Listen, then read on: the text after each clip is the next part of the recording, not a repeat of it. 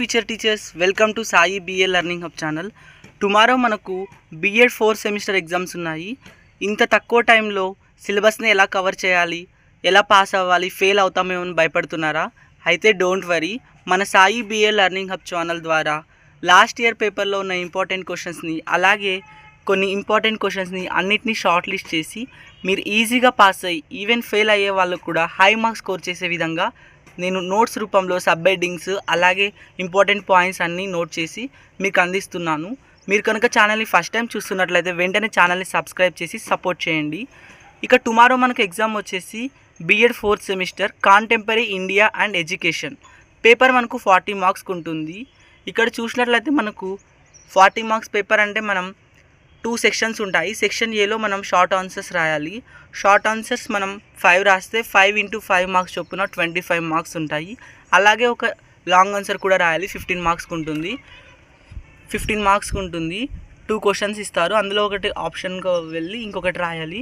So అయితే feature question చూద్దాము. First question, write the basic features of Indian constitution. భారత రాజ్యాంగం యొక్క ముఖ్య లక్షణాలను ఫస్ట్ క్వశ్చన్ అడిగారు. ఫస్ట్గా మనం మీనింగ్ ఆఫ్ కాన్స్టిట్యూషన్ రాయాలి. సో ఫ్యూచర్ టీచర్స్ ఒకటి గుర్తుంచుకోండి, ఎప్పుడైనా కానీ మనం షార్ట్ ఆన్సర్ రాసినా లాంగ్ ఆన్సర్ రాసినా దానికి ఒక ప్రాపర్ వేలో ప్రజెంటేషన్ చేయాలి ఎగ్జామ్ హాల్లో. ఎందుకంటే ఫస్ట్ మనం మీనింగ్, ఇంట్రడక్షన్స్ ఇలా స్టెప్ బై స్టెప్స్ రాయడం వల్ల ఇన్విజిలేటర్కు ఒక గుడ్ ఒపీనియన్తో మనకు హై మార్క్స్ వేసే అవకాశం ఉంది. కాబట్టి ఫస్ట్ మనం మీనింగ్ ఆఫ్ ద కాన్స్టిట్యూషన్ రాద్దాము.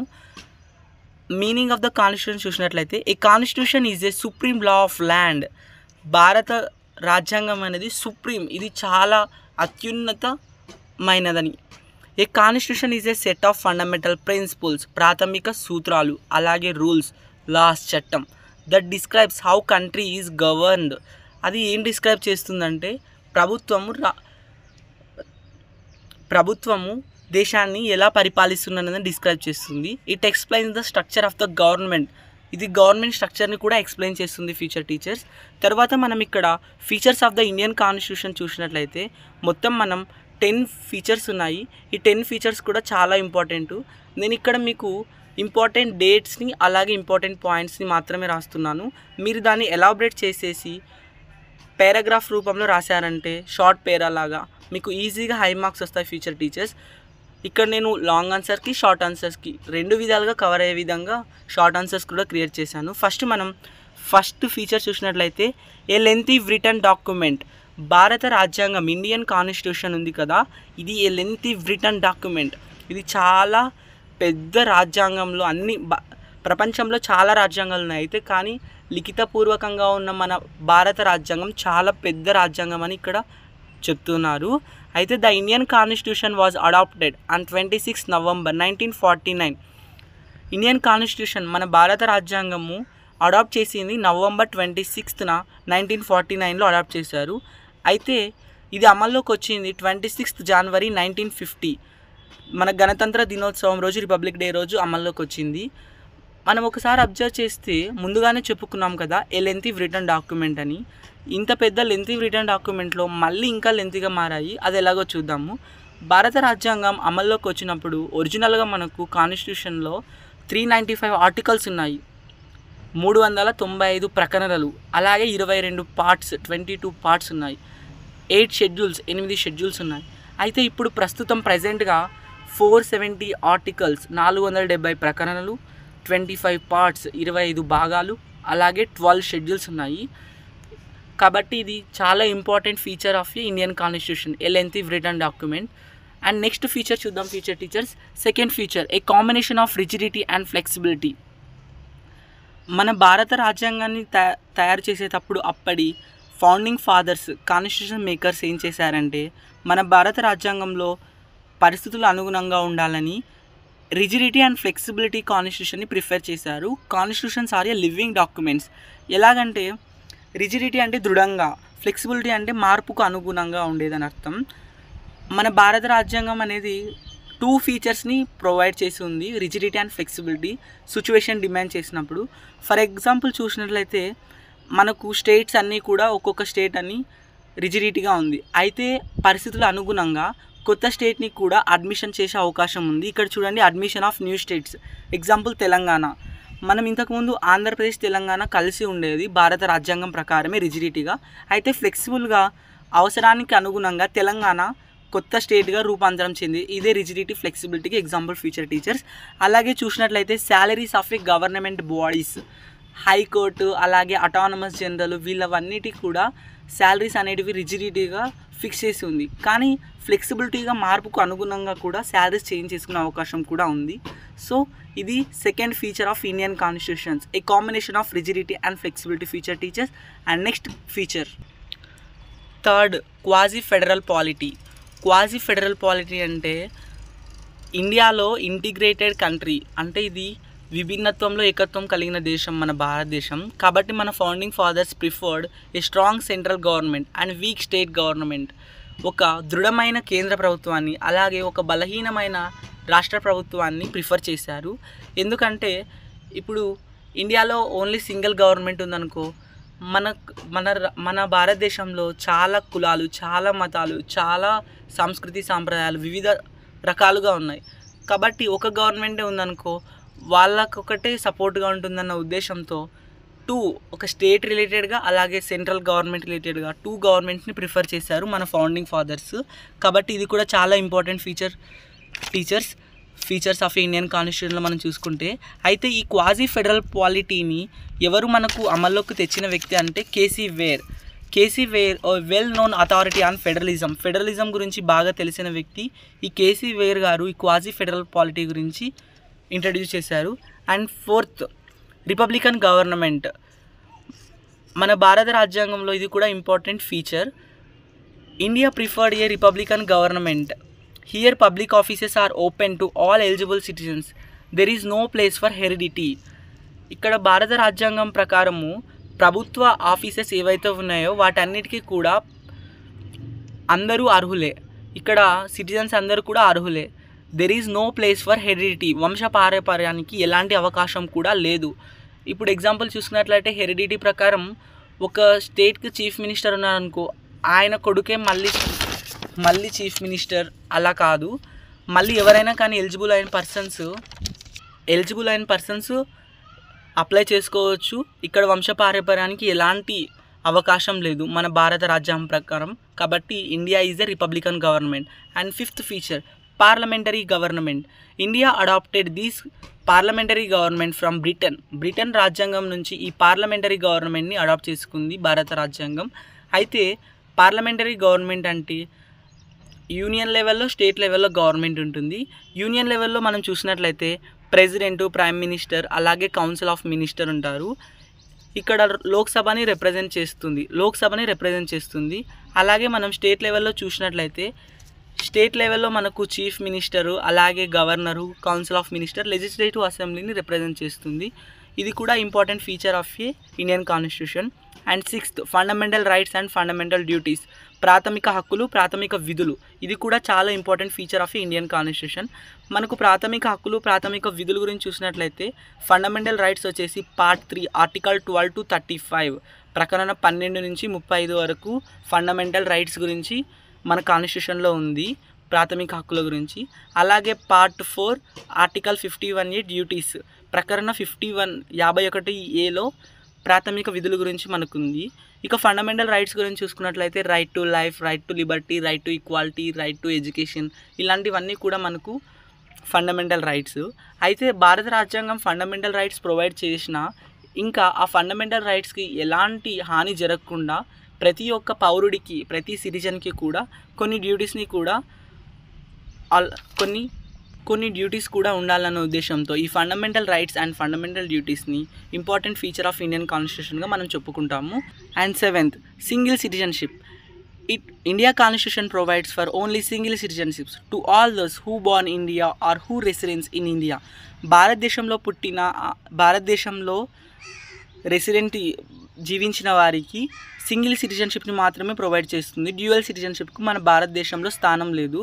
మీరు కనుక చూసినట్లయితే యూఎస్ఏ లాంటి కంట్రీస్లో ఆ వ్యక్తి యూఎస్ఏ కంట్రీకి ఒక ఓటు ఉంటుంది. అలాగే తను ఏ స్టేట్కి అయితే ఉంటారో తనకు ఇంకొక ఓటు కూడా ఉంటుంది. డ్యూయల్ ఓట్ సిస్టమ్ ఉంటుంది. కానీ మన భారతదేశంలో సింగిల్ సిటిజన్షిప్ మాత్రమే ఉంటుంది. ఈ సింగిల్ సిటిజన్షిప్ ఉంది కదా, సిటిజన్షిప్కు ఎలాంటి డిస్క్రిమినేషన్ ఉండదు. Caste, colour, race, religion, gender, language ఎలాంటి డిస్క్రిమినేషన్ లేకుండా ప్రతి ఒక్కరికి సింగిల్ సిటిజన్షిప్ అమల్లో ఉంది మన భారతదేశంలో, మన భారత రాజ్యాంగం ప్రకారం. And 8th question, universal adult franchise వయోజన ఓటు హక్కు. ఈ యూనివర్సల్ అడల్ట్ ఫ్రాంచైజ్ అనేది చాలా important features of Indian constitutions. Every citizen who completed 18 years of age will enjoy right to vote. ఎవరైతే 18 సంవత్సరాల వయసును కంప్లీట్ చేసుకున్నారో వాళ్ళకు రైట్ టు ఓట్ని అర్హులు. అయితే రైట్ టు ఓట్ అనేది ఎలాంటి డిస్క్రిమినేషన్ ఉండదు, ప్రతి ఒక్కరూ రైట్ టు ఓట్కు అర్హులే 18 సంవత్సరాల వయసు కంప్లీట్ అయిపోయాక. ఇక్కడ క్యాస్ట్ అని, రేస్ అని, రిలీజియన్ అని, లిటరసీ చదువుకున్న మాత్రమే ఓటు వేయాలి, సంపద వెళ్తున్న వాళ్ళు మాత్రమే ఓటు వేయాలి, ఎలాంటి డిస్క్రిమినేషన్ లేకుండా భారతదేశంలో పుట్టిన ప్రతి ఒక్కరికి 18 సంవత్సరాలు కంప్లీట్ చేసుకున్న వాళ్ళందరికీ ఈ యూనివర్సల్ అడల్ట్ ఫ్రాంచైజ్ ద్వారా మనకు రైట్ టు ఓట్ని ఎంజాయ్ చేయొచ్చు. And next 9th, secular state. India stands as a secular state. ఇక్కడ మనం చూసినట్లయితే కొన్ని కంట్రీస్లో ఏదైనా ఒక రిలీజియన్నే వాళ్ళ అఫీషియల్ రిలీజన్గా ఫాలో అవుతూ ఆ రిలీజన్ మాత్రమే పూజించాలి, వేరే రిలీజన్ని ఫాలో అయితే అక్కడ శిక్షించడం అలా ఉంటుంది. కానీ మన భారతదేశం India stands as a secular state. It does not uphold any particular religion. ఎలాంటి రిలీజన్ని కూడా ఒక పర్టికులర్ రిలీజన్ని దీన్నే ఫాలో అవ్వాలంటూ చెప్పలేదు. As the official religion India state అఫీషియల్గా ఎప్పుడు అలా చేయలేదు. India follows all religions. ఎందుకంటే మన భారతదేశంలో ఒక్క మతానికి చెందిన వారే లేరు, చాలా మతాల వాళ్ళు, చాలా కులాల వాళ్ళు, ఇలా చాలామంది ఉన్నారు. అయితే ఒక మతాన్ని ఫాలో అవ్వడం తప్పు కాబట్టి అందరి మతాలని గౌరవిస్తూ భిన్నత్వంలో ఏకత్వంగా భారతదేశం నివసిస్తుంది. ఇది కూడా చాలా important features of Indian constitution, secular state. And next 10th, directive principles of state policy. Our constitution hinted out certain directive principles of state policy from part 4. మనకు పార్ట్ 4లో కొన్ని directive principles of state policy ఉన్నాయి. ఇవి part 4 from article 36 to 51, ప్రకరణ 36 నుండి 51 వరకు ఈ directive principles of state policies ఉన్నాయి. వీటిని బారోడ్ ఫ్రమ్ ఐర్లాండ్ కాన్స్టిట్యూషన్ నుంచి మన భారతదేశం ఈ డైరెక్టివ్ ప్రిన్సిపల్స్ ఆఫ్ స్టేట్ పాలసీస్ని బారోయింగ్ చేసింది. అయితే ఇక్కడ మనం ఎగ్జాంపుల్ చూసినట్లయితే equal pay for equal work, సమానమైన వేతనం సమానమైన పని. ప్రొవిజన్ ఆఫ్ ఎంప్లాయ్మెంట్ ఆపర్చునిటీస్, ప్రతి ఒక్కరికి ఎంప్లాయ్మెంట్ ఆపర్చునిటీస్ ప్రొవైడ్ చేయాలి. అలాగే ఓల్డ్ ఏజ్ పెన్షన్ స్కీమ్స్, వృద్ధులకు పెన్షన్ సహాయం చేయడం, ఇలాంటివి. ఇవి ఏంటంటే రైట్స్గా ఏదో చేయాలన్న ఉద్దేశంతో కాదు, అందరూ ఒక డిగ్నిఫైడ్ సోషల్ లైఫ్ని లీడ్ చేయాలి, ఎలాంటి తేడాలు చూపకుండా ఉండాలన్న ఉద్దేశంతో ఈ డైరెక్టివ్ ప్రిన్సిపల్స్ ఆఫ్ స్టేట్ పాలసీని ఐర్లాండ్ కాన్స్టిట్యూషన్ నుంచి మన భారతదేశం తీసుకొని మన కాన్స్టిట్యూషన్లో కూడా అమలు చేసింది. అయితే అండ్ 11th ఫీచర్లో చూసినట్లయితే బైకెమరలిజం. ఇండియన్ కాన్స్టిట్యూషన్లో follows 2 bicameralisms, Lok Sabha and Rajya Sabha. Lok Sabha represents people, Rajya Sabha represents interests of the state. ఈ 11 పాయింట్స్ కూడా చాలా ఇంపార్టెంట్ ఫీచర్ టీచర్స్. ఇది చాలా important questions features of Indian కాన్స్టిట్యూషన్లో. ముందు మీరు ఒక్కొక్కటి సబ్ హెడ్డింగ్స్ ఎక్స్ప్లెయిన్ చేస్తూ మీ ఓన్ వర్డ్స్తో సెంటెన్స్ రాసినా మీకు ఈజీగా హై మార్క్స్ వస్తాయి. కాబట్టి ఫీచర్ టీచర్స్ ఈ క్వశ్చన్ చాలా ఇంపార్టెంట్, బాగా ప్రిపేర్ అవ్వండి. మీరు కనుక చూసినట్లయితే నేను బీఎడ్ బుక్స్ని, అలాగే నేను ఇంటర్మీడియట్ కూడా చదివింది సిఈసీనే, మాకు పాలిటీలో ఉన్న బుక్స్ని అన్నిటినీ రెఫర్ చేసి మీకు ఈజీగా హై మార్క్స్ వచ్చే విధంగా నేను నోట్స్ ప్రిపేర్ చేశాను. సో ఫ్యూచర్ టీచర్స్ వీడియోస్ని ఫస్ట్ టైం చూస్తున్న వాళ్ళు ఛానల్ని సబ్స్క్రైబ్ చేయండి, అలాగే మీ బీఎడ్ ఫ్రెండ్స్కి షేర్ చేయండి. ఇది మాత్రం ఎవరు మర్చిపోవద్దు. And next question, second question, explain the relationship between liberty and equality. స్వేచ్ఛకు అలాగే సమానత్వము, ఈక్వాలిటీ, ఈ రెండింటికి మధ్య రిలేషన్షిప్ గురించి రాయమని సెకండ్ క్వశ్చన్ ఇది మనకు. ఫస్ట్ మనం మీనింగ్స్ రాయాలి కదా, మీనింగ్స్ రాద్దాం. Meaning of Liberty means freedom of thoughts, expressions and actions without unnecessary restrictions. మన ఆలోచనలు వాటిని మనం ఎక్స్ప్రెస్ చేయడం, వాటిని యాక్షన్ చేయడం, వీటిని లిబర్టీ అంటాము. ఇక్కడ ఎలాంటి అన్నెసరీ రిస్ట్రిక్షన్స్ ఏవి లేకుండా ఉండడమే లిబర్టీ, స్వేచ్ఛగా ఉండడం. ఇక ఈక్వాలిటీ చూద్దాము. Equality means treating all individuals equally without any discrimination and giving equal opportunities. అందరినీ సమానంగా చూడడమే ఈక్వాలిటీ, అందరికీ సమానమైన అవకాశాలు కల్పించడమే ఈక్వాలిటీ. ఇక్కడ మనం చూసినట్లయితే రిలేషన్షిప్ రాయమని అడిగారు కదా లిబర్టీకి ఈక్వాలిటీకి. ఇప్పుడు దాని గురించి రాద్దాం. ఇక్కడ సబ్ హెడ్డింగ్స్ ఉన్నాయి. సబ్ హెడ్డింగ్స్ని మీరు ఎలాబరేట్ చేసి మీ ఓన్ వర్డ్స్తో రాయండి future teachers. First relationships between liberty and equality అని సబ్ హెడ్డింగ్ పెట్టండి. First sub heading Liberty without equality leads to exploitation. Liberty ఉండి ఈక్వాలిటీ సమానత్వం లేకపోతే అది ఎక్స్ప్లాయిటేషన్. ఫర్ ఎగ్జాంపుల్ మీకు ఏదైనా కానీ ఎమ్మెల్యే మీరు ఏదైనా కానీ ఫర్ ఎగ్జాంపుల్ ఎలక్షన్లో పార్టిసిపేట్ చేయొచ్చని లిబర్టీ ఇవ్వచ్చు, కానీ ఈక్వాలిటీగా ట్రీట్ చేయకపోతే అక్కడ లిబర్టీ ఇచ్చి కూడా వేస్ట్ అవుతుంది, కాబట్టి ఎక్స్ప్లాయిటేషన్. అండ్ సెకండ్ దీని గురించి రాయండి. And second equality without Liberty restricts personal freedom. Equality ఉంది, సమానత్వం ఉంది, కానీ లిబర్టీ లేకపోతే తన పర్సనల్ ఫ్రీడమ్ని కోల్పోతాడు. ఇది కూడా రిలేషన్షిప్, దీని గురించి ఓన్గా రాయండి future teachers. And third both are inter dependent and essential for democracy. ఈ రెండు కూడా ఒకదానిపైన ఒకటి ఆధారపడి ఉన్నాయి. ఈ రెండు డెమోక్రసీకి చాలా ఎసెన్షియల్, ఇంపార్టెంట్.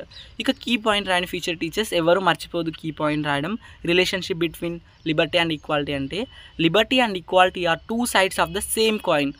ఒక్క నాణ్యానికి ఉన్న two sides liberty and equality అనేవి నెసెసరీ ఫర్ ట్రూ డెమోక్రసీ. నిజమైన స్వాతంత్రానికి ఈ లిబర్టీ ఈక్వాలిటీ అనేవి చాలా ఇంపార్టెంట్. ఇది చాలా important feature teachers. Key points, ఇలా కీ పాయింట్స్ మీరు పేపర్లో రిప్రజెంట్ చేయడం వల్ల కూడా ఇన్విజిలేటర్కు మీ పైన గుడ్ ఒపీనియన్ వచ్చి మీరు బీఎడ్ 4th సెమిస్టర్లో హై మార్క్స్ స్కోర్ చేయొచ్చు. So don't forget. ఇక థర్డ్ క్వశ్చన్ రాద్దాం future teachers. State the main features of RTE act 2009. RTE అంటే రైట్ టు ఎడ్యుకేషన్ యాక్ట్ 2009. ఈ రైట్ టు ఎడ్యుకేషన్ యాక్ట్ 2009లో ఉన్న మెయిన్ ఫీచర్స్ గురించి అడిగారు కదా. దీని గురించి మనం ఇప్పుడు మెయిన్ ఫీచర్స్ ఆఫ్ ఆర్టీఈ రాద్దాం ఫ్యూచర్ టీచర్స్. ఇక్కడ నేను టోటల్గా 5 సబ్ హెడ్డింగ్స్ రాశాను. ఈ 5 సబ్ హెడ్డింగ్స్కి మీరు మంచిగా రాశారంటే హై మార్క్స్ వస్తాయి. Free and compulsory education. ఈ రైట్ టు ఎడ్యుకేషన్ యాక్ట్ ప్రకారం ఫ్రీ అండ్ కంపల్సరీ ఎడ్యుకేషన్ ప్రతి ఒక్కరికి ప్రొవైడ్ చేయడం. ఫ్రమ్ 6 years to 14 years, 6 సంవత్సరాల నుంచి 14 సంవత్సరాల వయసు గల చిల్డ్రన్స్కు free and compulsory education provide చేయడం ఈ రైట్ టు ఎడ్యుకేషన్ యాక్ట్ యొక్క మెయిన్ ఫీచర్. అలాగే నో డిస్క్రిమినేషన్. క్యాస్ట్ అని, కలర్ అని, రిలీజియన్ అని, లాంగ్వేజ్ అని, మతం అని ఎలాంటి అడ్డంకులు లేకుండా, ఎలాంటి డిస్క్రిమినేషన్ లేకుండా ప్రతి ఒక్కరికి విద్యను అందించడమే ఈ RTE right to education act 2009 యొక్క మెయిన్ ఫీచర్. అలాగే 25% రిజర్వేషన్. ఈ 25% రిజర్వేషన్ ఏంటనుకుంటున్నారా? మన భారతదేశ విద్య ప్రకారం 25% సీట్స్ని ప్రైవేట్ స్కూల్స్లో కూడా, గవర్నమెంట్ స్కూల్లో అయితే 100% ఫ్రీగా ఎడ్యుకేషన్ వస్తుంది, కానీ ప్రైవేట్ స్కూల్స్లో 25% సీట్స్ని ఫ్రీగా రిజర్వేషన్ చేస్తుంటారు ఎవరైతే ఎకనామికల్లీ వీక్ అండ్ పూర్ పీపుల్స్కు అందించడం కోసం. ఈ విధంగా ఈ ఆర్టీఈ యాక్ట్ 2009 మెయిన్ ఫీచర్. అలాగే నో డిటెన్షన్ పాలసీ. డిటెన్షన్ అంటే తగ్గించడం ఫ్యూచర్ టీచర్స్. మన ఆర్టీఈ యాక్ట్ 2009 ప్రకారం పిల్లలు చదవలేదని, పూర్గా ఉన్నారని 9th క్లాస్ ఫర్ ఎగ్జాంపుల్ మీరు బాగా చూసినట్లయితే 1st క్లాస్ నుంచి 9th క్లాస్ వరకు కూడా మనకు ఎలాంటి పబ్లిక్ ఎగ్జామ్ కానీ పాస్ ఫెయిల్ అంటూ ఏమీ ఉండవు. ఎగ్జామ్స్ అయితే కండక్ట్ చేస్తారు. ఒకవేళ ఎగ్జామ్స్లో తక్కువ మార్క్స్ వచ్చినా వాళ్ళు 9th క్లాస్లో మీకు తక్కువ మార్క్స్ వచ్చాయి, 8th క్లాస్కి మేము డిడక్ట్ చేస్తాము, 7th డిడక్ట్ చేస్తాం, ఇలాంటివి ఏవి ఉండవు ఫీచర్ టీచర్స్. ఇది కూడా main features of RTE act 2009. Sorry feature teachers, గాలి ఎక్కువ వీచడం వల్ల పేపర్స్ వెళ్తున్నాయి. And 5th question, child centred education. పిల్లలకు చైల్డ్ సెంటర్డ్ ఎడ్యుకేషన్ ప్రొవైడ్ చేయడం ఆర్టీఈ యాక్ట్ యొక్క మెయిన్ ఫీచరు. చైల్డ్ ఫ్రెండ్లీగా టీచర్స్ డీల్ చేయడం, అలాగే స్టూడెంట్ ఇంట్రెస్ట్ని బేస్ చేసుకొని వాళ్ళకు ఏవి ఇంట్రెస్టెడ్గా ఉన్నా ఆ ఫీల్డ్లో వాళ్ళని ఎంకరేజ్ చేయడం, వాళ్ళని సపోర్ట్ చేయడమే ఈ చైల్డ్ సెంటర్డ్ ఎడ్యుకేషన్. ఈ 5 ఫీచర్స్ కూడా ఆర్టీఈ యాక్ట్ యొక్క ఇంపార్టెంట్ ఫీచర్స్. వీటి గురించి మీరు ఓన్గా సబ్ హెడ్డింగ్స్ రాసినా మీకు ఈజీగా హై మార్క్స్ వస్తాయి feature teachers. And next 4th question, write the issues related to the street children in implementing RTE act 2009. మన RTE act right to education act 2009 ప్రకారం ప్రతి ఒక్కరికి విద్యను అందించడమే ముఖ్య ఉద్దేశము. అయితే అందులో భాగంగా స్ట్రీట్ చిల్డ్రన్, వీధి పిల్లలు ఎవరైతే ఉన్నారో వాళ్ళకి ఎడ్యుకేషన్ ప్రొవైడ్ చేయడంలో ఎలాంటి సమస్యలు ఉన్నాయో దాని గురించి అడిగారు. ఇక్కడ చూసినట్లయితే first lack of permanent address. ఈ వీధి పిల్లలు ఎవరైతే అనాథ పిల్లలు ఉన్నారో స్ట్రీట్స్లో జీవించే పిల్లలు, వాళ్ళకు ఒక పర్మనెంట్ అడ్రస్ అంటూ ఉండదు. వాళ్ళు ఒక్కొక్కసారి ఒక్కొక్క సైడ్ ఒక్కొక్క వీధుల్లో ఉండి వాళ్ళ జీవిస్తారు. అలాంటి పిల్లలకు ఒక పర్మనెంట్ అడ్రస్ లేకపోవడం వాళ్ళు చదువుకోవడానికి ఒక సవాలు, అడ్డంకు. ఎందుకంటే మన స్కూల్ సిస్టమ్ ప్రకారం ఒక పిల్లవాడికి అడ్మిషన్ చేయడానికి అడ్రస్ అవసరం. అలాగే వాళ్ళకి ఏవైనా కానీ డాక్యుమెంట్స్, ఆధార్, రేషన్ కార్డ్ ఇలా ఇంపార్టెంట్ డాక్యుమెంట్స్ అవసరం. అయితే ఈ స్ట్రీట్ చిల్డ్రన్స్ ఎవరైతే ఉన్నారో వాళ్ళకి ఇలాంటివి ఏవి ఉండవు. కాబట్టి ఇది ఒక ఇంపార్టెంట్ ప్రాబ్లము వాళ్ళు చదువుకోవడానికి ఆర్టీ యాక్ట్ 2009 ప్రకారం. అలాగే second, poverty and child labour, పేదరికం. అలాగే వాళ్ళు మెయిన్గా స్ట్రీట్ చిల్డ్రన్గా ఉండడానికి మెయిన్ కారణం వాళ్ళకు పేదరికం వల్ల, పేరెంట్స్ లేకపోవడం వల్లే అలా జీవిస్తున్నారు. అయితే వాళ్ళు పావర్టీ కారణంగా చిన్నప్పటి నుంచే ఏదైనా బెగ్గింగ్ చేయడం, అడుక్కోవడం, అలాగే కొంతమంది చిన్నపిల్లలు షాప్స్లో చిన్న చిన్న పనులు చేసుకుంటూ లేబర్ వర్క్ చేస్తూ ఉంటారు. ఈ ప్రాబ్లం వల్ల కూడా వాళ్ళు చదువుకోలేకపోతున్నారు. ఇది కూడా important problem of street children for studying R T act 2009. అలాగే థర్డ్, ఇర్రెగ్యులర్ అటెండెన్స్. వాళ్ళకు పేరెంట్స్ లేకపోవడం, అలాగే గార్డియన్స్ లేకపోవడం వల్ల వాళ్ళకు ఎలా చదువుకోవాలి ఏంటి అని ఎవరు చెప్పే వాళ్ళు ఉండరు. సో వాళ్ళు దానివల్ల స్కూల్స్కి రెగ్యులర్గా రాకపోవడం ఇలా కూడా జరుగుతుంది. ఇర్రెగ్యులర్ అటెండెన్స్ జరుగుతుంది. ఈవెన్ పేరెంట్స్ ఉన్న పిల్లలే స్కూల్స్కి సరిగ్గా రాని సిచ్యువేషన్స్ ఇప్పుడు. అయితే ఈ పేరెంట్స్ ఎవరు లేకపోవడం వల్ల వాళ్ళకు ఇర్రెగ్యులర్గా స్కూల్స్కి వచ్చి ఇర్రెగ్యులర్ అటెండెన్స్ ఉంటుంది. అటెండెన్స్ మిస్ అవుతే ఏమవుతుంది, రెగ్యులర్గా స్కూల్స్కి రాకపోతే వాళ్ళకి సబ్జెక్ట్స్ అర్థమవు, వాళ్ళు చదువుకోలేరు. ఇది కూడా ఒక ప్రాబ్లమే. And fourth, lack of awareness. వాళ్ళకు ఎలాంటి అవేర్నెస్ లేకపోవడం. ఇందాకే చెప్పాం కదా, పేరెంట్స్ లేకపోవడం వల్ల, గార్డియన్స్ లేకపోవడం వల్ల, ఈవెన్ వాళ్ళని చూసుకోవడానికి ఎవరు లేకపోవడం వల్ల వాళ్ళకి ఎలాంటి అవేర్నెస్ ఉండదు, చదువుకోవాలన్న ఆలోచన కూడా ఉండదు. And fifth, social discrimination. సామాజిక పరమైన వివక్షతలు ఎదురవ్వడం. ఫర్ ఎగ్జాంపుల్ చూసుకున్నట్లయితే, పేరెంట్స్ ఉన్న పిల్లలు వాళ్ళ స్టూడెంట్స్ ఎవరైతే ఉన్నారో వాళ్ళ ఫ్రెండ్స్ను వాళ్ళు డిస్క్రిమినేట్ అవుతారు వాళ్ళ ముందు. వాళ్ళకు పేరెంట్స్ ఉంటారు కాబట్టి వాళ్ళని తక్కువ చూపు చూడడం. అలాగే టీచర్స్ కూడా ఈ స్ట్రీట్ చిల్డ్రన్ని తక్కువ చూపు చూడడం వల్ల వాళ్ళు సోషల్ డిస్క్రిమినేషన్ కూడా గురవుతారు. And sixth, psychological and emotional issues.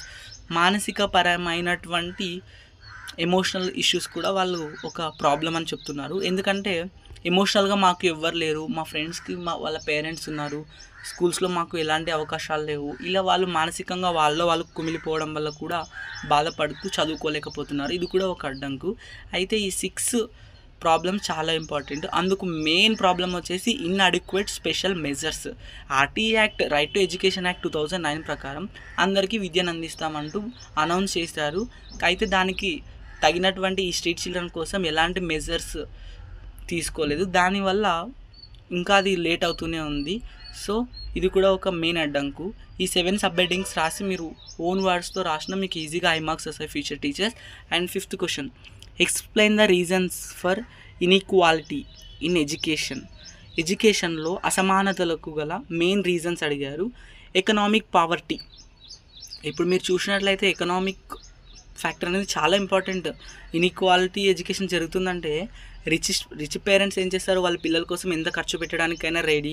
అయితే వాళ్ళ కోసం మంచి కార్పొరేట్ స్కూల్స్లో చదివించడం, వాళ్ళకి కావాల్సిన ఫెసిలిటీస్ అన్నీ అరేంజ్ చేస్తారు. అయితే పూర్ పేరెంట్స్కు అన్నీ అరేంజ్ చేయడానికి అవ్వదు. కాబట్టి ఈ ఎకనామిక్ పావర్టీ అనే main reason inequality in education జరగడానికి. అలాగే సెకండ్, సోషల్ డిస్క్రిమినేషన్. కులము, మతము, అలాగే లాంగ్వేజ్ అని, సంస్కృతి, సంప్రదాయాలు, ఇవి కూడా ఒక రీజను ఇన్ఈక్వాలిటీ ఆఫ్ ఎడ్యుకేషన్కి. ఎగ్జాంపుల్, వాళ్ళ రిలీజియన్స్కి మాత్రమే చదివించడం, అదర్ రిలీజియన్స్కి సపోర్ట్ చేయకపోవడం, ఇలాంటి వాటి వల్ల కూడా ఇన్ఈక్వాలిటీ ఇన్ ఎడ్యుకేషన్ జరుగుతుంది. And third, rural and urban divide. రూరల్లో చూసినట్లయితే ఎలాంటి ఫెసిలిటీస్ ఉండవు వాళ్ళు చదువుకోవడానికి. అయితే అర్బన్లో చాలా ఫెసిలిటీస్ ఉన్నాయి. ఈ రెండింటిని కంపేర్ చేస్తే రూరల్ పిల్లలకు స్కూల్ అయిపోయిన వెంటనే వాళ్ళ విలేజెస్లో ఫీల్డ్ వర్క్, పొలం పనులు చేయడం, అలాగే వాళ్ళ బ్యాక్గ్రౌండ్ కూడా ఏమీ అంతగా ఉండదు. అయితే అర్బన్ సిటీస్లో చూసినట్లయితే వాళ్ళకు morning private tuitions, evening private tuitions, అలాగే ప్రాపర్ స్కూలింగ్స్ ఇలా ఉండడం కూడా ఇన్ఈక్వాలిటీ ఇన్ ఎడ్యుకేషన్కి ఒక reason. And 5th, language barriers. Language barrier కూడా ఒక ఇన్ఈక్వాలిటీ ఇన్ ఎడ్యుకేషన్కి ఒక కారణం. ఎందుకంటే కొన్ని subjects only English, international language, అలాగే హిందీలో మాత్రమే ఉంటుంది. లోకల్ లాంగ్వేజ్ మదర్ టంగ్లోనే నేర్చుకున్న పిల్లలకు అవి నేర్చుకోవడం కష్టమవుతుంది. కాబట్టి language barrier is also important problem reason inequality of education. And sixth lack of infrastructure facilities. Infrastructure అవస్థ, ఈ సదుపాయాలు లేకపోవడం వల్ల కూడా చాలామంది ఇన్ఈక్వాలిటీ ఇన్ ఎడ్యుకేషన్ జరుగుతుంది. ఇన్ఫ్రాస్ట్రక్చర్ ఫెసిలిటీస్ కూడా ఒక main reason. Seventh teacher shortage of teachers కూడా main reason for inequality in education. Teacher shortage అనేది మెయిన్ ప్రాబ్లం. ఎందుకంటే ఇప్పుడు చాలామంది స్టూడెంట్స్ని ఒక టీచరే డీల్ చేయలేరు కదా. 6 క్లాసెస్ ఉన్నాయనుకోండి, 2-3 టీచర్స్ ఉన్నారంటే వాళ్ళు డీల్ చేస్తారా? ఈవెన్ క్లాస్కి ఒక్కరైనా ఉంటే వాళ్ళు డీల్ చేస్తారు. కాబట్టి టీచర్ షార్టేజ్ కూడా ఒక main reason inequality in education.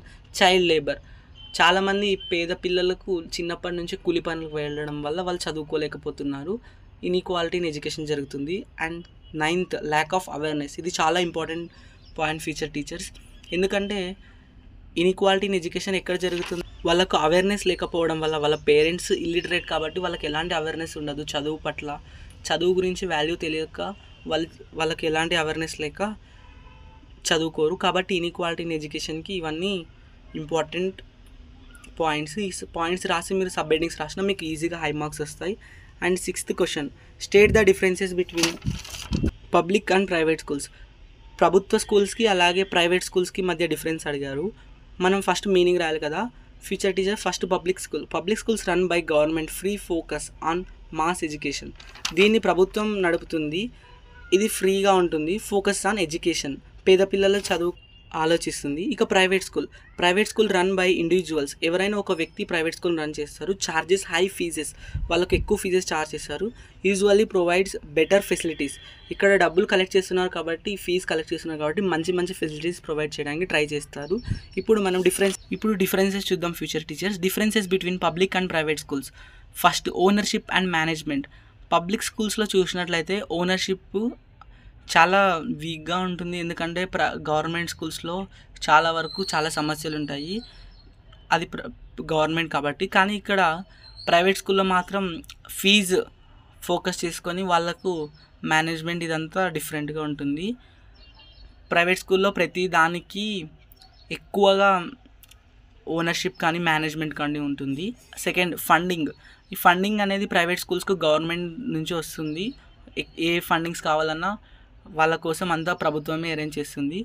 అయితే ఈ ప్రైవేట్ స్కూల్స్కు స్టూడెంట్ ఫీజెస్ ద్వారా ఫండింగ్ వస్తుంది. థర్డ్ ఫీజ్ స్ట్రక్చర్ చూసినట్లయితే గవర్నమెంట్ స్కూల్స్కి ఫీజు అనేది ఉండదు, ఫ్రీ ఉంటుంది. కానీ ప్రైవేట్ స్కూల్స్కి మాత్రం హై ఫీజు ఉంటుంది. And fourth infrastructure facilities. ఈ సౌకర్యాలు ఏవైతే ఉన్నాయో ఇవన్నీ గవర్నమెంట్ స్కూల్లో చాలా తక్కువగా ఉంటాయి, కానీ ప్రైవేట్ స్కూల్స్లో మాత్రం అన్ని ఫెసిలిటీస్ ఉంటాయి. లైబ్రరీస్ అన్నీ, కంప్యూటర్ ల్యాబ్స్, టాయిలెట్స్, ఈవెన్ కొన్ని స్కూల్స్లో మంచిగా వెంటిలేషను ఇలా ఉంటుంది. ఇవన్నీ డిఫరెన్సెస్. అలాగే ఫిఫ్త్ టీచర్ క్వాలిటీ ఒకసారి చూసినట్లయితే గవర్నమెంట్ స్కూల్లో పబ్లిక్ స్కూల్స్లో మ్యాక్సిమం డిఎస్సి ద్వారానే క్వాలిఫై అయ్యి వాళ్ళకి ఎక్కువ నాలెడ్జ్తో ఉంటారు. కానీ ఇక్కడ ప్రైవేట్ స్కూల్స్లో తక్కువ క్వాలిఫికేషన్తో ఉన్న ఎక్కువ ఫోకస్ ఉంటుంది, ఎక్కువ అటెన్షన్ గ్రాప్ చేస్తారు, ఎందుకంటే ప్రైవేట్ స్కూల్ కాబట్టి. ఇవన్నీ కూడా differences between public and private school. నేను ఇక్కడ మీరు చూసినట్లయితే మీకు అర్థం అవ్వాలన్న ఉద్దేశంతో సింపుల్గా క్లియర్గా ఈవెన్ జనరల్ ఎగ్జాంపుల్స్తో సహా ఎక్స్ప్లెయిన్ చేస్తున్నాను. సో బాగా రాయండి future teachers. And 7th question, write a note on differently abled children గురించి ఒక నోట్ రాయమని అడిగారు. ఫస్ట్ మనం మీనింగ్ రాద్దాం. Differently abled children are those who have a physical, mental and sensory may affect their daily activities. వాళ్ళు daily activities చేసుకోవడానికి ఇబ్బంది పడుతున్న వాళ్ళు, శారీరకంగా మానసికంగా ఇబ్బంది పడుతున్న వాళ్ళని డిఫరెంట్లీ ఏబుల్డ్ చిల్డ్రన్ అంటాము. టైప్స్ ఆఫ్ డిజేబిలిటీస్ చూద్దాం. డిజేబిలిటీస్ అంటే వికలాంగులు. ఇందులో టైప్స్ చూద్దాము. Physical disabilities and intellectual disabilities. Physical disabilities చూసినట్లయితే ఫిజికల్గా అంటే ఎగ్జాంపుల్ కళ్ళు కనిపించకపోవడం, కాళ్ళు లేకపోవడం, చేతులు లేకపోవడం, ఇలాంటివన్నీ ఫిజికల్ డిజేబిలిటీస్. వీటి వల్ల కూడా చాలామంది ఇబ్బంది పడతారు పిల్లలు. అలాగే సెకండ్ ఇంటలెక్చువల్ డిజేబిలిటీస్. ఇంటలెక్చువల్ అంటే మానసికంగా మెంటల్లీ డిజేబిలిటీస్. మెంటల్లీ వీక్గా ఉన్న పిల్లలు, ఎక్కువ అర్థం చేసుకోలేకపోవడం, బ్రెయిన్ పవర్ తక్కువ ఉండడం, ఇలాంటి వాళ్ళని మెంటల్లీ డిజేబుల్స్ అంటాము. వీటి కోసం మనకు RPWT act 2016 right of person with disabilities act ensures equal opportunities and facilities. వాళ్ళ కోసం ఈ యాక్ట్ ఉంది, RPWT యాక్ట్ అనేది. ఇది ఏంటంటే వాళ్ళకు ఆపర్చునిటీస్ కానీ ఫెసిలిటీస్ కానీ అన్నీ ప్రొవైడ్ చేయాలని ఈ యాక్ట్ చెప్తుంది మనకు. ఇది 7th question. And 8th question, explain the different forms of exclusions. Exclusions అంటే మినహాయింపులు. ఇక్కడ మనం డిఫరెంట్ ఫార్మ్స్ ఆఫ్ ఎక్స్క్లూషన్ చూసినట్లయితే ఫస్ట్ సోషల్ ఎక్స్క్లూషన్స్, సామాజిక పరమైన ఎక్స్క్లూషన్స్. సోషల్ ఎక్స్క్లూషన్లో మనం చూసినట్లయితే అన్టచబిలిటీ అలాగే జెండర్ ఇన్ఈక్వాలిటీ, ఇవన్నీ కూడా సోషల్ ఎక్స్క్లూషన్స్. ఎకనామిక్ ఎక్స్క్లూషన్స్ చూసినట్లయితే పావర్టీ, తర్వాత ఇలా బాధపడడం, ఇవన్నీ ఎకనామిక్ ఎక్స్క్లూషన్స్. ఎడ్యుకేషన్ ఎక్స్క్లూషన్ చూసినట్లయితే రూరల్ అండ్ అర్బన్ ట్రైబల్ పిల్లలకి చాలా వరకు స్కూలింగ్కి ఇబ్బందిగా ఉంటుంది కాబట్టి ఎడ్యుకేషన్ ఎక్స్క్లూషన్స్ అక్కడ జరుగుతుంది. పొలిటికల్ ఎక్స్క్లూషన్స్, రాజకీయంగా మినహాయింపులు ఎలా ఉంటాయంటే అందరికీ ఈక్వల్ ఛాన్సెస్ ఉండవు, ఒకరికి మాత్రమే ఈక్వల్ ఆపర్చునిటీస్ ఏదో బ్యాక్గ్రౌండ్ వల్ల వాళ్ళ దగ్గర వెల్తీ పర్సన్స్కి మాత్రమే ఉంటుంది. ఇది కూడా political exclusions. And fifth cultural exclusions, సాంస్కృతిక పరమైన మినహాయింపులు చూసినట్లయితే సంస్కృతిలో మనం చూసినట్లయితే ట్రైబల్ లైఫ్ని, ట్రైబల్ కల్చర్ గురించి, ట్రైబల్ కరికులం అనేది మన ఎడ్యుకేషన్లో లేదు కాబట్టి ఇది cultural exclusions. And sixth digital exclusions, village స్టూడెంట్స్కి మనం చూసినట్లయితే డిజిటల్గా చాలా ప్రాబ్లమ్స్ ఫేస్ ఉంటాయి, వాళ్ళకు ఎలాంటి కంప్యూటర్ ల్యాబ్స్ కానీ ఇంటర్నెట్ కానీ ఇలాంటి ఫెసిలిటీస్ ఉండవు కాబట్టి డిజిటల్ ఎక్స్క్లూషన్స్ కూడా జరుగుతుంది. ఇవన్నీ డిఫరెంట్ ఫార్మ్స్ ఆఫ్ ఎక్స్క్లూషన్స్. ఈ 6 ఫార్మ్స్ రాసి మీరు సబ్ హెడ్డింగ్స్ని బాగా ఎలాబరేట్ చేసి ఓన్ వర్డ్స్తో రాసిన మీకు హై మార్క్స్ వస్తాయి ఫ్యూచర్ టీచర్స్, బాగా రాయండి. And 9th activity based RMSA scheme. RMSA scheme stands for Rashtriya మాధ్యమిక శిక్షా అభియాన్. ఈ రాష్ట్రీయ మాధ్యమిక శిక్షా అభియాన్లో ఉన్న యాక్టివిటీస్ గురించి అడిగారు. First activity access to secondary education. Secondary ఎడ్యుకేషన్కు యాక్సెస్ ఇవ్వడం. ఇప్పటివరకు ఓన్లీ ప్రైమరీ ఎడ్యుకేషన్ మాత్రమే ఉంది, ఆ తర్వాత అప్పర్ ప్రైమరీ, తర్వాత సెకండరీ ఎడ్యుకేషన్ హై లెవెల్ వరకు యాక్సెస్ రావడం. అండ్ సెకండ్ ఇన్ఫ్రాస్ట్రక్చర్ ఫెసిలిటీస్, అవసరమైన సదుపాయాలు ఏవైతే ఉన్నాయో పిల్లల కోసం టాయిలెట్స్ కానీ అలాగే వాళ్ళకు computer labs, libraries, internet connections ఇవన్నీ ప్రొవైడ్ చేసి వాళ్ళకు అన్ని ఫెసిలిటీస్ ప్రొవైడ్ చేసి డెవలప్ చేయడం. థర్డ్ క్వాలిటీ ఇంప్రూవ్మెంట్ కూడా జరుగుతుంది ఫ్యూచర్ టీచర్స్. ఎలాంటి క్వాలిటీ బాగా జరిగి వాళ్ళకు ఇంప్రూవ్ చేసుకొని పిల్లలు బాగా నేర్చుకునే విధంగా ఉంటుంది. ఫోర్త్ ఈక్విటీ మెజర్స్, ఈ రాష్ట్రీయ మాధ్యమిక శిక్షా అభియాన్ యాక్టివిటీస్లో భాగంగా ఈక్వాలిటీగా ట్రీట్ చేయడం. ఫర్ ఎగ్జాంపుల్ క్యాస్ట్ని, SC ST ఇలాంటివన్నీ కూడా పాతకాలంలో ఉండేవంట. SC ST స్టూడెంట్స్ని క్లాస్లో అలౌ చేయకపోవడం అలాంటివి, కానీ ఈ RMSA స్కీమ్ ద్వారా వాళ్ళకు కూడా ఈక్విటీగా మెజర్ చేయడం. And fifth curriculum and co curricular activities, కరికులంతో పాటు కో కరికులర్ యాక్టివిటీస్ వాళ్ళతో చేయించడం. ఫర్ ఎగ్జాంపుల్ ఒకేషనల్ కోర్సెస్ని ఇంక్లూడ్ చేయడం అందులోనే. మనం చూసినట్లయితే ఇప్పుడు కో కరికులర్ యాక్టివిటీస్ పిల్లలకు ఇంట్రెస్ట్ ఏమున్నారో దాంట్లో ఇంట్రెస్ట్ చేయడం అలాగా. And sixth integration with other programmes, స్కూల్స్లో ప్రోగ్రామ్స్తో భాగంగా other programmes, skill based programmes వాళ్ళకి ట్రైనింగ్ ఇవ్వడం, ఇవన్నీ జరుగుతున్నాయి. ఇవి 6 యాక్టివిటీస్ని మీరు ఓన్గా రాసిన మీకు హై మార్క్స్ వస్తాయి future teachers. And next question, write the causes of privatization in secondary education. Secondary ఎడ్యుకేషన్లో ప్రైవేటైజేషన్కు ఎక్కువ అవ్వడానికి గల కాజెస్ అడిగారు. లిమిటెడ్ గవర్నమెంట్ రీసోర్సెస్, మనకు రీసోర్సెస్ ఉన్నాయి కదా, ఈ గవర్నమెంట్కు చాలా లిమిటెడ్గా ఉన్నాయి, సో అది కూడా ఒక కారణమే privatization secondary education high school level వరకు వెళ్ళడానికి. అండ్ సెకండ్ క్వాలిటీ కన్సర్న్స్ చూసినట్లయితే చాలామంది పేరెంట్స్కి అపోహ ఏముంటుందంటే గవర్నమెంట్ స్కూల్లో ఎక్కువ చెప్పరు, ప్రైవేట్ స్కూల్లోనే బాగా చెప్తారు, ప్రైవేట్ స్కూల్లో ఎక్కువ ఫోకస్ చేస్తారు, ఎఫర్ట్స్ పెడతారన్న ఉద్దేశంతో ఈ క్వాలిటీ కన్సర్న్స్ని బేస్ చేసుకొని కూడా ఈ ప్రైవేటైజేషన్ సెకండరీ ఎడ్యుకేషన్లో బాగా జరిగింది. ఫర్ ఎగ్జాంపుల్ ఇప్పుడు రీసెంట్గా మనం చూసినట్లయితే గవర్నమెంట్ ఫ్రీ బస్ అంటే వేల మంది ఫ్రీ బస్ ఎక్కుతున్నారు, కానీ గవర్నమెంట్ చాలా సంవత్సరాల క్రితమే ఫ్రీ ఎడ్యుకేషన్ అన్న ఇంకా చాలామంది పిల్లలను వాళ్ళ పేరెంట్స్ ప్రైవేట్ స్కూల్లోనే జాయిన్ చేస్తున్నారు. ఇది కూడా ఒక example future teachers. And third urbanization and middle class aspirants. Urbanization పట్టణ నాగరికతకు అలవాటు పడడం, తర్వాత పేరెంట్స్ మిడిల్ క్లాస్ వాళ్ళు కూడా ఆస్పిరెంట్స్, వాళ్ళకు కూడా కొన్ని ఆలోచనలు, ఆశయాలు, వాళ్ళ పిల్లలు ఇలాగే ఉండాలి, ఈ విధంగా ఉండాలి, ఇంగ్లీష్ మీడియమే చదవాలి, ఇంగ్లీష్ మీడియం స్కూల్స్లోనే చదవాలి, ఇంగ్లీష్ ఇంప్రూవ్ అవ్వాలి, టెక్నికల్గా ముందు నుంచే స్కూల్ లెవెల్ నుంచే ఇంప్రూవ్ అవ్వాలనే ఉద్దేశంతో మిడిల్ క్లాస్ వాళ్ళు కూడా ఈవెన్ ప్రైవేట్ స్కూల్స్ని జాయిన్ చేయడం వల్ల ఈ ప్రైవేటైజేషన్ ఇన్ సెకండరీ ఎడ్యుకేషన్లో ఎక్కువ అవుతుంది. And fourth competition and globalization, competition base చేసుకొని అలాగే గ్లోబలైజేషన్ని ఆధారితంగా కూడా ప్రైవేటైజేషన్ సెకండరీ ఎడ్యుకేషన్లో జరిగింది future teachers. And fifth government policies ప్రకారం ప్రైవేట్ స్కూల్స్ కూడా రన్ చేసుకునే విధంగా మన గవర్నమెంట్ పాలసీస్ ఉన్నాయి.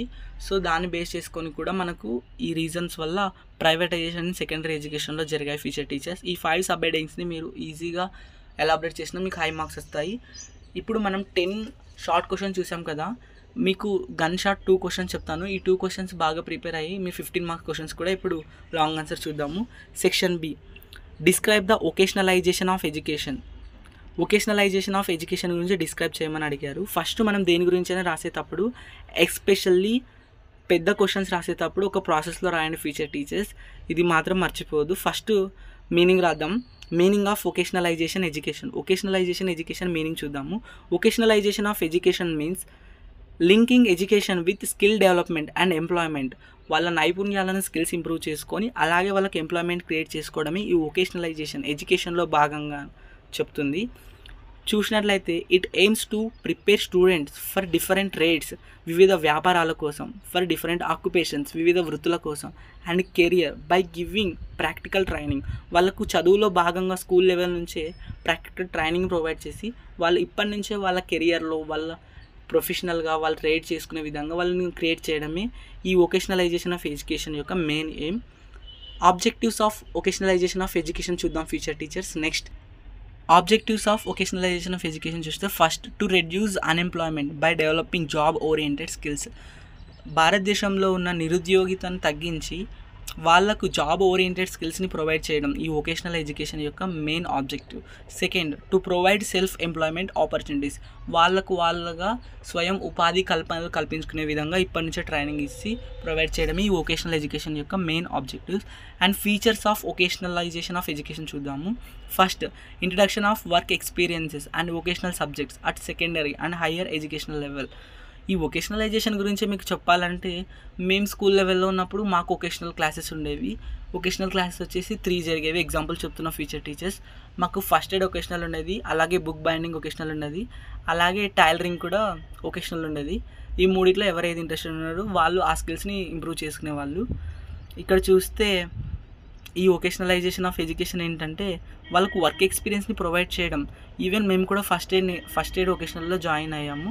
అక్కడ వొకేషనల్ కోర్సులో భాగంగా హాస్పిటల్స్లో చూడడం రియల్గా ప్రాక్టికల్గా జరిగేది, అది example. And second, training in fields like IT, health care, business and handicrafts etcetera. వాళ్ళకి ఇప్పటి నుంచే ట్రైనింగ్ ఇవ్వడం స్కూల్ లెవెల్లోనే. ఐటీ జాబ్స్ కానీ ఐటీ ఆఫీసెస్కి పిలుచుకెళ్ళడం, హెల్త్ కేర్ హాస్పిటల్ ఇందాక చెప్పాను, అలాగే బిజినెస్, హ్యాండీక్రాఫ్ట్స్, కుట్లు అల్లికలు ఏవైతే ఉన్నాయో వాటి దగ్గరికి ఎవరైతే తయారు చేస్తున్నారో అలాంటి వాళ్ళ దగ్గరికి పిలుచుకెళ్ళి వాళ్ళకు ప్రాక్టికల్ ఎక్స్పీరియన్సెస్ని ప్రొవైడ్ చేయడం.